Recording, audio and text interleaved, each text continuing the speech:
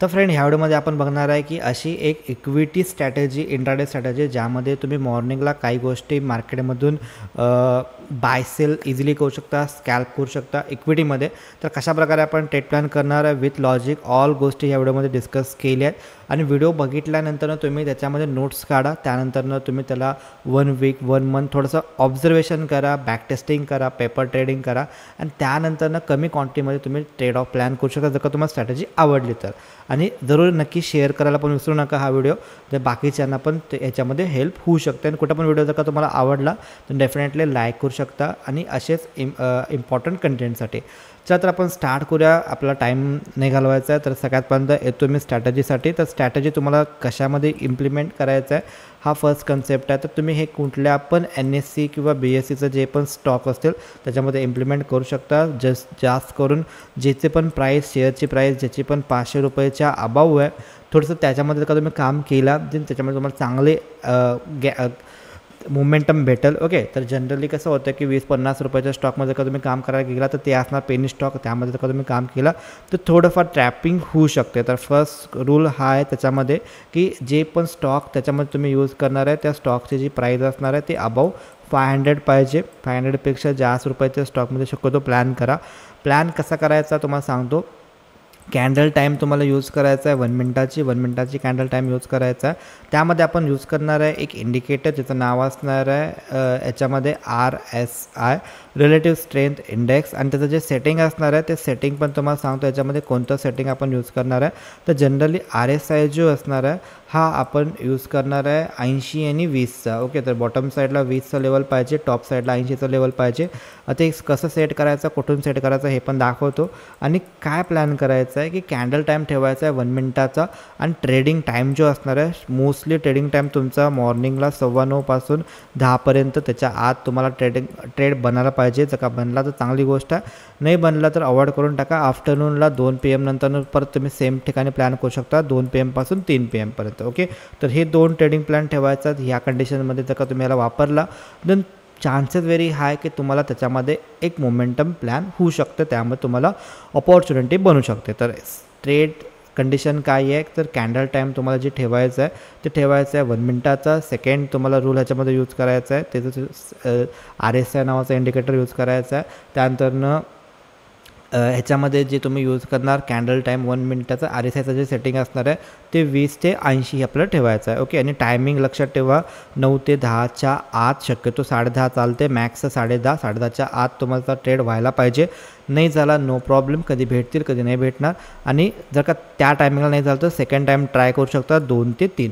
कुठं पण रँडम टायमिंगला जर का तुम्ही ट्रेड केला 12 वाजता 11 वाजता ते चान्सेस हाय आहेत की त्याच्यामध्ये साईडवेज होऊ शकते किंवा तुमच्यामध्ये लॉस पण होऊ शकतो. तर ते तुम्हाला थोडंसं अवॉइड करायचं आहे. रिस्क रिवॉर्ड जनरली 1:1 ठेवू शकता किंवा 1:1.5 पण ठेवू शकता किंवा 1:2 पण ठेवू शकता. आपण हे स्कॅल्पिंग करतो आहे ना की पोझिशनल 3-4 तुम्हाला त्यामध्ये भेटू शकते. जर का तुम्हाला ट्रेलिंग चांगलं आलं भेटू शकते, बट जनरली 1:1, 1:1.5 किंवा 1:2 तुम्ही प्लॅन करायला पाहिजे. तर कंडिशन सिम्पल आहे की जर का मार्केट तुमचा ओव्हरबॉट आणि ओव्हरसोल्ड हे 2 झोन असणार आहेत RSIचे.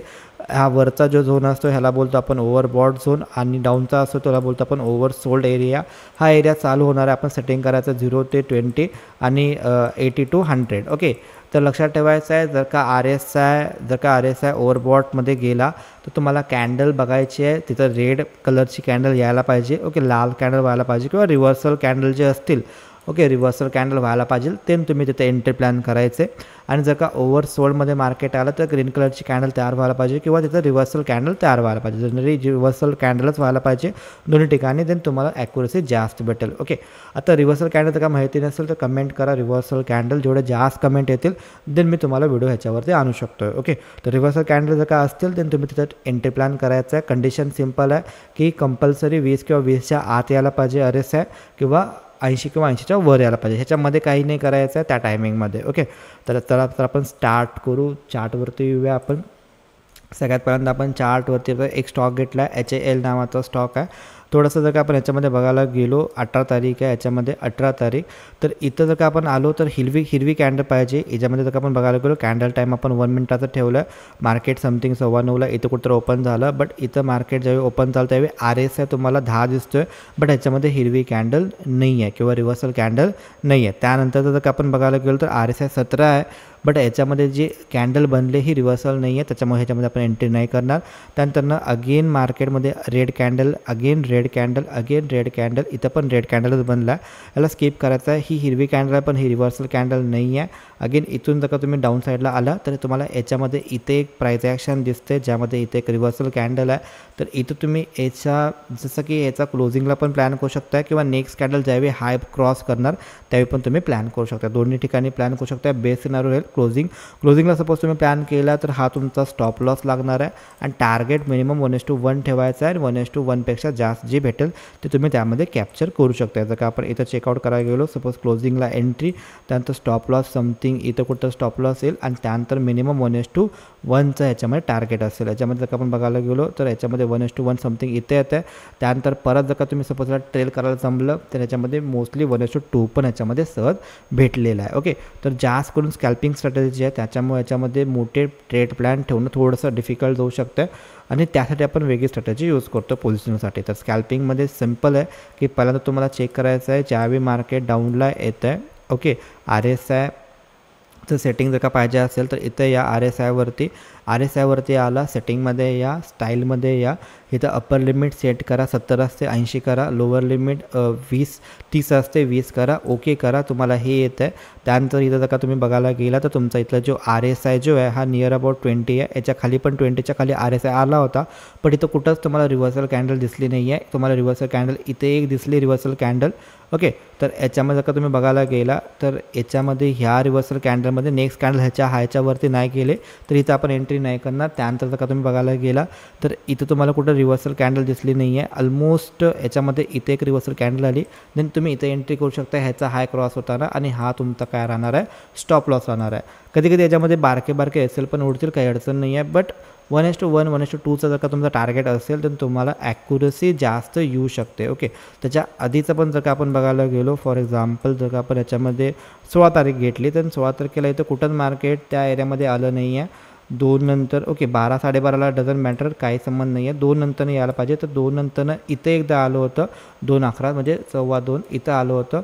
आणि इथं जर का तुम्ही बघायला गेला तर इथे एक स्ट्रॉंग मार्बोज कॅन्डल आहे जी की रिव्हर्सल टाईप ऑफ कॅन्डल आहे. देन तुम्ही याच्या क्लोजिंगला पण एंट्री करू शकता. हा लो तुमचा स्टॉप लॉस राहील. अगेन याच्यामध्ये मिनिमम 1:2 आय थिंक 1:1 पेक्षा जास्त आहे, 2 पण असू शकते. तर इथं पण एक तुमचं टार्गेट अचीव आहे. त्यानंतर अगेन जर का तुम्ही बघायला गेला प्रिव्हियस डेला, तर ह्याच्या आधी पण जर का आपण बघायला गेलो समथिंग इथं, तर समथिंग किती वाजले 3 नंतर शक्यतो प्लॅन नका करू, क्लोजिंग टाईम आलेला असते. त्याच्या आधी बघू 15 तारखेला कुठंच ह्याच्यामध्ये दिसत नाही आहे, तर अवॉइड. त्यानंतरनं याच्यामध्ये 12 तारखेला जर का आपण बघायला गेलो तर 12 तारखेला पण याच्यामध्ये कुठं ट्रेड भेटला नाही आहे. देन असं आपण प्लॅन करू शकतो याच्यामध्ये. आता सपोज थोडंसं दुसरा स्टॉक घेऊया आपण, सपोज घेऊया याच्यामध्ये माझडॉग. देन माझडॉगमध्ये चेक करू, माझडॉग शिप बिल्डर. ओके, तर याच्यामध्ये चेक करूया आपण कालचा डेला. ओके, ह्या डेला तर काय 19 तारखेला, तर ओके 19 तारखेला सिम्पल याच्यामध्ये 19 तारीख इथं आहे RSI तुमचा जो आहे. ओके, इथं जर का तुम्ही बघायला गेला तर याच्यामध्ये रिव्हर्सल कॅन्डल ही पण नाही आहे, ही पण रिव्हर्सल कॅन्डल नाही आहे. अगेन याच्यामध्ये बुलिश इंगल्फिंग इथं बनला. ओके, तर इथं तुम्हाला बरोबर रिव्हर्सल कॅन्डल दिसला. त्यानंतर जर का तुम्ही इथं चेकआउट करायला गेला 9:23च्या आसपास, तर त्याच्या आधी RSI जो होता हा RSI ऑलमोस्ट 17-18 आला होता. त्यानंतर इथं पण RSI कमी होता, बट इथं एक तुम्हाला रिव्हर्सल कॅन्डल दिसली. इथं तुम्ही एंट्री प्लॅन करू शकता आणि याचा लो तुमचा स्टॉप लॉस लागणार.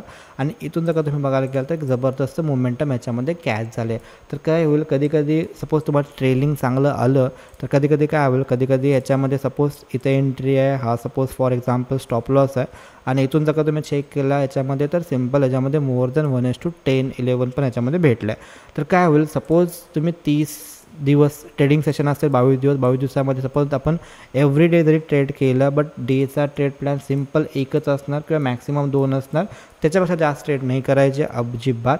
तर रूल हाच आहे की मिनिमम 1 ट्रेड करायचा आहे आणि किंवा 2 ट्रेड करायचा. सपोज तुम्ही 1:2ला जरी प्लॅन केला, 22 मधली आपण खराबातल्या खराबात ॲक्युरसी जरी पकडली, सपोज 10 दिवस तुम्हाला प्रॉफिट झाला किंवा सपोज 11 दिवस तुम्हाला प्रॉफिट झाला, 11 दिवस तुम्हाला लॉस झाला, बट जर का तुमचा रिस्क रिवॉर्ड जर का 1:2 जर का असता तर डेफिनेटली ह्याच्यामध्ये तुम्हाला काहीतरी पैसे तुमच्या घरला आलेले आहेत. ओके, तर प्लॅन ऑलवेज ठेवा, रिस्क रिवॉर्डवरती फोकस ठेवा. स्ट्रॅटजी डझंट मॅटर, स्ट्रॅटजी पण मॅटर करते, बट स्ट्रॅटजीपेक्षा जास्त मॅटर करते रिस्क रिवॉर्ड. आणि जर का तुम्हाला ट्रेलिंग जमला तर तुम्हाला प्रॉपर ट्रेलिंग केला तर एखादा दिवस जर का तुम्हाला असा काहीतरी एखाद्या दिवस ह्याच्यामध्ये भेटला ना तर तुम्ही भले त्यानंतर तुमच्याजवळ पॉईंट्स भरपूर भेटतात की जेणेकरून त्यानंतर सपोज तुमचे कंटिन्यू जरी 2-3 दिवस स्टॉप लॉस जरी उडले तरी काही हरकत नाही आहे, कारण की तुम्ही ऑलरेडी मोठे प्रॉफिट कॅच केला आहे. तर प्लॅन हा ठेवायचा की मोठे प्रॉफिट कॅच करायचा प्लॅन ठेवायचा. ज्यावेळी तुम्हाला मोठे प्रॉफिट कॅच करायला जमेल त्यानंतर तुमचा फोकस असा असला पाहिजे की आता आपण त्याच्यामध्ये थोडंसं लॉस जरी झाला तरी काही हरकत नाही. फक्त ओव्हर ट्रेडिंग अजिबात करायचं नाही आहे. डेचा ट्रेड प्लॅन ठेवायचा आहे, ओनली 1 ट्रेड किंवा मॅक्सिमम 2पेक्षा जास्त जायचं नाही आहे. एक तर मॉर्निंग सेशनला जर का भेटला 1 ट्रेड आणि 1 ट्रेडमध्ये सपोज एस-एल ओढला काही हरकत नाही आहे, no problem, is a part of game. एस-एल ओढला तरी काही अडचण नाही आहे, कारण की स्टॉप लॉस छोटी आहेत, बाकी टार्गेट मोठे आहे त्याच्यामध्ये, तर तो प्लॅन ठेवा.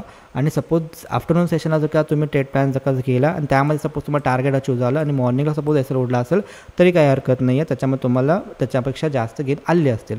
सपोज ॲझ्युम करा की दोन्ही ट्रेडला तुम्हाला एस-एल ओढले, काही अडचण नाही, नेक्स्ट डेला त्यामध्ये तुम्हाला चांगली रॅली येऊ शकते. तर तुम्ही प्लॅन ठेवा हा की त्यामध्ये कसं ट्रेल करता येईल, जेवढं जास्त चांगला ट्रेल करता येईल तुम्हाला तेवढं त्यामध्ये तुम्हाला कॅच होतील मोमेंटम. जसं की इथं पण तुम्हाला एक रिव्हर्सल दिसला 1 मिनिटाच्या टाईम फ्रेमला समथिंग इथं. ओके, तर काय तुम्ही इथं बघायला गेला तर इथं पण एक तुम्हाला रिव्हर्सल याच्यामध्ये दिसला आणि इथं जरी तुम्ही एंट्री घेतला याच्यामध्ये ह्याच्या क्लोजिंगला स्टॉप लॉस फक्त ह्याचा लो येणार आहे आणि त्यानंतर का तुम्ही बघायला गेला तर इथून डाऊन साईडला आला, अगेन अप साईडला गेला तर ह्याच्यामध्ये पण चांगलं प्रॉफिट झालं आहे. ओके, तर स्टॉप लॉस कुठं लावायचा, टार्गेट कुठं लावायचं, एंट्री कुठं करायचं हे तुम्हाला आता दिसलं असेल की याच्यामध्ये एंट्री रिव्हर्सल कॅन्डलला करायची असते आणि स्टॉप लॉस त्याचा जो स्विंग लो असतो तो स्विंग लो किंवा त्या कॅन्डलचा लो, डिपेंडिंग अपॉन ती कुठली कॅन्डल बनले त्याच्यावरती. ओके, आता कधी कधी काय होईल, फॉर एक्झाम्पल सपोज कोणतरी इथं एस-एल लावला असेल आणि त्याचा इथं एस-एल हिट झाला, त्यानंतर परत जर का तुम्ही इथं चेकआउट करायला गेला तर इथून मार्केट डाऊनला आले, इथं अप गेले, अगेन डाऊनला आलं, तर याच्यावरती हा डब्ल्यू पॅटर्न तयार होतं, तर तुम्ही इथं पण री करू शकता, काही अडचण नाही आहे. ओके, थोडंसं ॲडजस्टमेंट असते. आणि इथून जर का तुम्ही बघायला गेलं तर इथून पण हे मोठे टार्गेट ह्याच्यामध्ये आले आहेत. फक्त प्लॅन हा ठेवत जावा की ह्याच्यामध्ये मोमेंटम कॅच करा, म्हणजे ट्रेलिंग लगेच बाहेर नका पडू. सुरुवातीला पेपर ट्रेड करा. म्हणजे काय करा की जे मी तुम्हाला आत्ता सांगितलं आहे ह्याला एकदा तुमच्या नोटबुकमध्ये लिहून घ्या. त्यानंतर याच्यामध्ये तुम्ही प्रॅक्टिस करा, मल्टिपल डेज प्रॅक्टिस करा, बॅकटेस्टिंग करा आणि त्यानंतर जस्ट एक क्वांटिटी घेऊन बघा, जस्ट 2 क्वांटिटी घेऊन बघा. प्रॉब्लेम कुठे येतो, सायकोलॉजी डॅमेज कुठं होत असते की आज शिकलो आपण एखादी स्ट्रॅटेजी, चला उद्या त्याला डायरेक्टली 100 क्वांटिटी 1000 क्वांटिटी, इथं प्रॉब्लेम होतो आहे. घोळ सगळा इथं होत असते. क्वांटिटी हेवी घ्यायची काही गरज नाही आहे. एका दिवसात आपल्याला जास्त पैसे पाहिजे नाही आहेत. जस्ट तुम्हाला प्रोसेस फॉलो करायचं आहे. मार्केट एव्हरीडेज असते, त्यामुळे प्रोसेस इम्पॉर्टंट. प्रोसेस काय सांगते की फर्स्ट रीड आउट करा, प्राइस ॲक्शन रीड करा, कॅन्डलस्टिक्स रीड करा, त्यानंतर तुम्ही स्ट्रॅटेजी बघा, पेपर ट्रेड करा आणि जसं तुम्हाला प्रॅक्टिस होईल तसं तुम्ही जस्ट टेस्टिंग कॅपिटल यूज करा. टेस्टिंग कॅपिटल काय असते की जस्ट आपण टेस्ट करतो आहे. जसं की एखादा बॅट्समन असेल ज्याला प्रॅक्टिस करायचं आहे, तो काय करतो, नेटमध्ये पहिला जस्ट प्रॅक्टिस करतो आहे. असं नाही करतो की डायरेक्टली तो इंटरनॅशनल मॅच असेल किंवा डायरेक्ट मॅचेस झोनमध्ये डायरेक्ट खेळत नाही ना.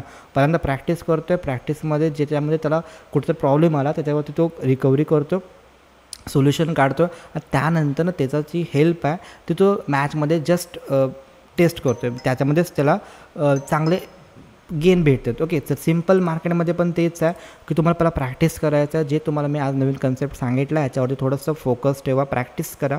जेवढं तुम्ही चांगलं प्रॅक्टिस याच्यामध्ये करणार त्यानंतर तुम्हाला रिझल्ट पण तसा चांगला भेटू शकतो. जसं की याच्यामध्ये जर का तुम्ही बघायला गेला तर इथं ऑलमोस्ट 80च्या आसपास RSI, याच्यामध्ये 79 समथिंग, ऑलमोस्ट 80च्या आसपास RSI गेला आहे. तर तुम्हाला इथं रिव्हर्सल कॅन्डल बघायचे, तर इथं तुम्हाला का रिव्हर्सल कॅन्डल दिसली नाही तर ट्रेड नाही करायचा, दिसली की ट्रेड करायचा. ओके, तर सपोज जर का तुम्ही इथं बघायला गेला तर इथं तुम्हाला RSI इथं आला होता 79-80च्या आसपास ह्या पॉईंटला. तर इथे एक स्ट्रॉंग रेड कॅन्डल दिसले तर ह्याच्या खाली ज्यावेळी मार्केट जाईल त्यावेळी तुम्ही ट्रेड प्लॅन करू शकता. सपोज कोणतरी इथं बाय केलं आहे तर त्यासाठी स्टॉप लॉस सिम्पल हा असणार आहे. आता कधी कधी काय होईल, इथं मार्केट आला, अगेन मार्केट इथं स्टॉप लॉस हिट झाला, परत मार्केट साईडवे गेला आणि ह्याच्या खाली ज्यावेळी जाईल त्यावेळी तुम्ही एक री एंट्री याच्यामध्ये करू शकता, काय अडचण नाही आहे. तर ज्यांना प्रॉपर माहिती आहे कुठे एंट्री करायची असते त्यांना तर कळलं असेल. जस्ट रिपीट करतो, तुम्हाला 80 किंवा 80च्या वरती जर का मार्केट गेला, RSI जर का गेला तर जस्ट निगेटिव्ह प्राईस ॲक्शन बघायचं आहे, म्हणजे रिव्हर्सल कॅन्डल बघायचं आहे. रिव्हर्सल कॅन्डल जर का प्रॉपर बनले असेल तिथे एंट्री करायचं आहे. त्याचा जो स्विंग हाय असेल ते स्टॉप लॉस असणार आणि टार्गेट मिनिमम 1:2 प्लॅन करा, म्हणजे बेटर राहील किंवा ट्रेल करा. आणि त्यानंतरनं सपोज 20 किंवा 20च्या खाली मार्केट आलं तर पॉझिटिव्ह प्राईस ॲक्शन बघायचा आहे, रिव्हर्सल कॅन्डल बघायचा आहे, तिथे तुम्ही त्यामध्ये प्लॅन करू शकता. ओके. आणि किंवा तिथं पास होताना तुम्ही एंट्री करायचं आहे. ओके. म्हणजे आता सपोज ह्याच्यामध्ये ही निगेटिव्ह कॅन्डल बनली तर ह्याच्या खाली जे मार्केट जाईल तेव्हा तुम्ही पास होताना ट्रेड करू शकता, काही अडचण नाही आहे. आणि पास होताना सपोज ह्याच्या खाली ट्रेड करायचं तर तुमचा स्विंग आहे म्हणजे हा तुमचा स्टॉप लॉस लागणार. आणि ह्याच्यामध्ये कंडिशन आहे की 10च्या किंवा 10:30च्या आत पाहिजे आणि जेवढा आपला ह्याच्यामध्ये स्टॉप लॉस आहे त्याच्यापेक्षा मिनिमम डबल तुमचं ह्याच्यामध्ये टार्गेट पाहिजे. ओके. आणि हे जे पण स्ट्रॅटेजी मी तुम्हाला सांगितले ह्या स्ट्रॅटेजी तुम्ही प्रॅक्टिस करा, बॅक टेस्टिंग करा, कसं वाटतं तुम्ही बघा. जर का तुम्हाला स्ट्रॅटेजी आवडली तर कमेंट करून सांगा. आणि सपोज ही जी स्ट्रॅटेजी आहे ही ओनली फॉर इक्विटी ट्रेडिंगसाठी आहे, ना की तुम्ही ह्याला फ्युचरमध्ये पण अप्लाय करू शकता, काही हरकत नाही आहे. बट क्वांटिटी जास्त असते, तुम्ही सायकोलॉजी इश्यू येऊ शकतो. जे ऑलरेडी ट्रेडिंग करतात त्यांना काही अडचण नाही आहे, बट जे नवीन आहेत त्यांनी शक्यतो इक्विटीमध्येच फॉलो करा ही स्ट्रॅटेजी. ही तुम्ही स्ट्रॅटेजी इक्विटीला फॉलो करायचं आहे, ना की तुम्ही ही स्ट्रॅटेजी तुम्ही ऑप्शनला. कारण की ऑप्शनमध्ये प्रॉब्लेम काय होतो, हे जे मार्केट साईडवे गेलं ना त्याच्यामध्ये टाईम डिके होतो आणि टाईम डिके जर का झाला तर तुम्हाला प्रीमियम पिघळतील. ओके. तर ते प्रॉब्लेम आहे, तर त्यासाठी वेगळी स्ट्रॅटेजी आणतो. बट करंटली तर इक्विटी स्ट्रॅटेजी आहे. आणि जर का तुम्हाला स्ट्रॅटेजी कशी वाटली कमेंट करू शकता. जर का व्हिडिओ आवडला असेल तर डेफिनेटली लाईक आणि शेअर करू शकता. भेटू आपण नेक्स्ट व्हिडिओमध्ये. तोपर्यंत जय हिंद, जय महाराष्ट्र.